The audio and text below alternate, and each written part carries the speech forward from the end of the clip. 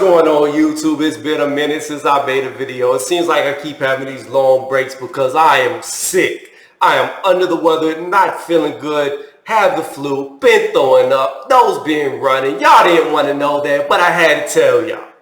Anyways, let's get into this fight. But before we do that, my two people that keep giving me 2 thumbs down, keep doing it because I love y'all the most.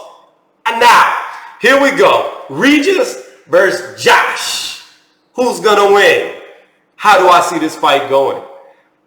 Now, you can look at this from 2 perspectives. One, Regis has more experience because he has more fights. But is that true? If you look at all of his first fights, it's by trash opponents.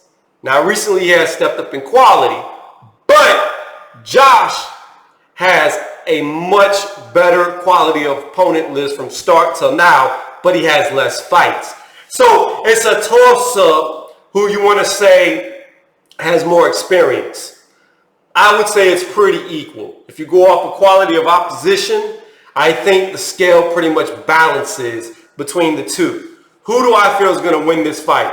The height difference isn't really that big of a difference, although in this picture, excuse me, let me point this way. It looks huge. Supposedly, one's 5'8", one's 5'9". Y'all can figure out which one's is which. The height difference looks a lot more than 1 inch, in my opinion. But if this is a hard fight, then Josh isn't that good.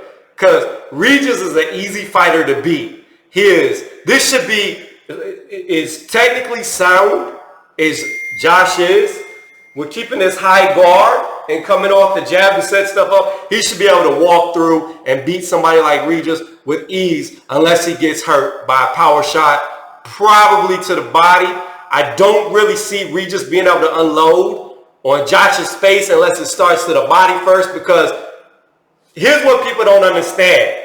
People who have never fought before will be like, well, Josh, or should I call him Taylor? No, we will keep calling them by their first names. Josh lacks power. He can't hurt him. He can't keep him off of him. But this is what people who have never fought don't understand. You don't have to hurt somebody to knock them out of position, to knock them off balance to where they can't fire back. All you have to do is touch them and step around. Touch them and take 1 back step. Touch them and move. That's all he's got to do. The problem with Regis is he comes in with his hands to his waist. He punches from here. I don't know what he's doing, but his hands are never here. Whereas Josh has always got a high guard. Now, there are times he gets sloppy in trading combos, which I think he needs to stay away from in this fight, being that he's so much of a weaker puncher when compared to the 2. Or at least it seems he's the weaker puncher when compared to the 2. So, in my opinion, if he keeps his hands up, and when Regis comes charging in with his hands down like he always does, all Josh has got to do is tap him. Kind of like we saw what happened with this ain't your Yard boy, and Kovalev. Kovalev kept Yard off balance for a majority of the fight because he kept jabbing him where Yard was rushing in. It's pretty much the same setup. I would not be surprised if towards the later rounds, Josh puts Regis away because he's there for the taking. Can Regis knock Josh out? Yes, it's very possible. But is it likely? Probably not. A guy that's that sloppy with his punches, you got to understand, you can't compare Regis to, say, a Deontay Wilder, because the difference in the 2 is Regis isn't going to knock you out with 1 punch. He's going to hurt you, and then put you away. Deontay Wilder's going to flashbang you to where you get popped, and you're on your back like Tyson Fury. Now you got to rise like the Phoenix from the ashes. So, because he's not a Mike Tyson-esque fighter, there's too many moments to exploit that low guard.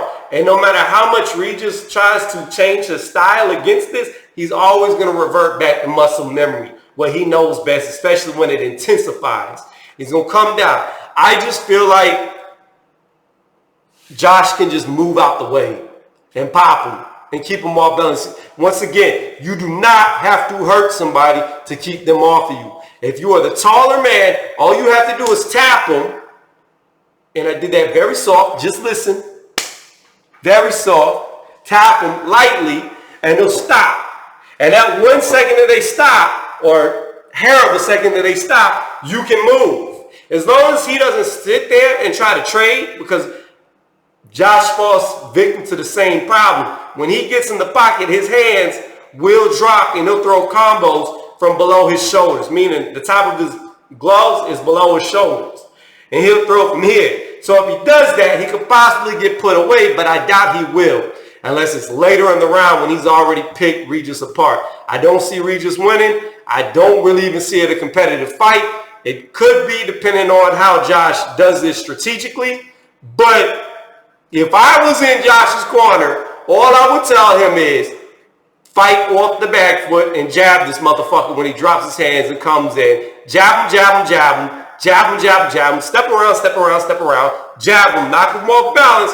And then whenever he's not knocked off balance, you actually put a little bit of pressure on him and hurt him, and he does that little stagger step from being hit hard, come straight down with the right. Straight down with the right. Straight down with the right. Straight down with the right. That's it. That's all you got to do. Stagger step him, bow.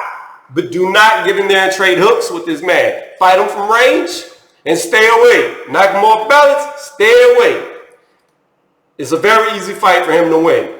We're going to see if he does it. But that's how I see it going. Thank y'all for watching, and more videos will be coming out soon.